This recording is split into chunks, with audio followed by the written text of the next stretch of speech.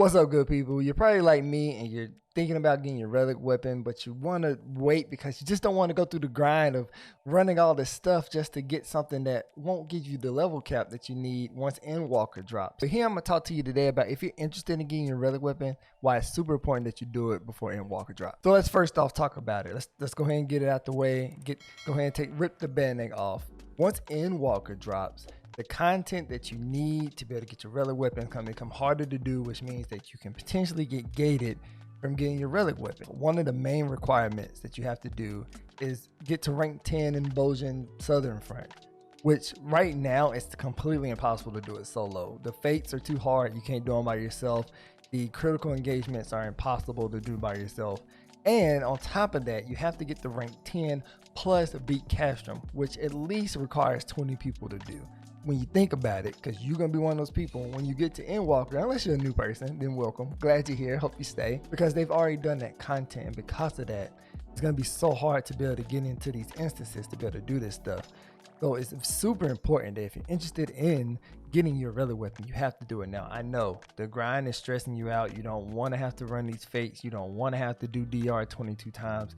You don't want to have to go run towers 42 times. But it's something that it's something that you got to take advantage of now while we got the downtime, while there's time available, and you're really interested in getting that shiny stick or gloves, because I'm a monk main, but we know whatever suits your boat. If you're interested in that stuff, you have to go do it, because it's only going to get progressively harder as we get closer to Endwalker. As people complete these content, you eventually can get gated out. One of the best examples that I can use is Eureka from Stormblood. You may not even know what that is because you may have never even been there. Is that once Shadowbringers came out, Eureka died. So that content for people who haven't been able to play it like myself has become really difficult to do because there's nobody who really runs that. There's small groups of people, don't get me wrong, there are people who run it, but it makes it almost impossible once that content's been done and a new expansion comes out. Now the second thing that makes it really complicated that adds on to Bozjan Front is that once you hit rank 10, which is a requirement to get your relic weapon, and once you beat Castrum, which is a requirement to get your relic weapon, then they hit you with the last Bozjan Front thing, which is all this stuff is fine because it allows the content to be played as of now. The last thing that you're gonna have to get done is your DR, or Delubrum regime, I believe is what it's called, and you're gonna have to run that 15 times in one of your post relic weapon quests.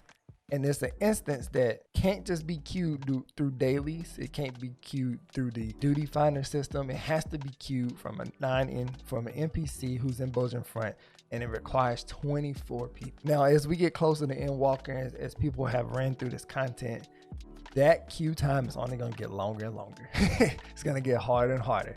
Gonna get almost impossible to get it filled unless you have a static group. I don't know about you, but I don't know 24 people who can run an instance with me, and even with my free company, I don't know if I can get 24 of them to hop in to run a DR with me 15 times for me to get my relic weapon. But right now is the perfect time to do it. Right now the queue pops, in less than 5 minutes, even for DPS, because of how many people are taking advantage of this opportunity, because there's so many people that's running DR because they want to get their relic weapons. There's still a weekly that's happening every week to give them the metal they need to continue to rank, but it's only progressively going to get harder as we get to Endwalker. So if you're really thinking about getting your relic weapon, you really want to go out there and you're all in it for the glamour, and you want to look nice going into Endwalker like myself, you have to jump on it now. Don't wait.